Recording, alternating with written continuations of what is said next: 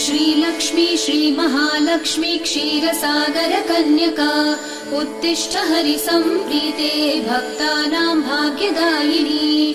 श्रीलक्ष्मी श्रीमहालक्ष्मी क्षीरसागर कन्यका उत्तिष्ठ हरिसम्प्रीते भक्तानां भाग्यदायिनी। उत्तिष्ठोत्तिष्ठ श्रीलक्ष्मी विष्णुवक्षस्थलालये उत्तिष्ठ करुणापूर्णे लोकानां शुभदायिनी।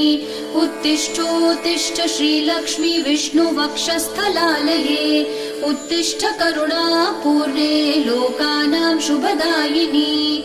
श्रीपद्ममध्यवसिते वरपद्मनेत्रे श्रीपद्महस्तचिरपूजित पद्मपादे श्रीपद्मजात जननी शुभपद्मवक्त्रे श्रीलक्ष्मी भक्तवरदे तव सुप्रभातम्।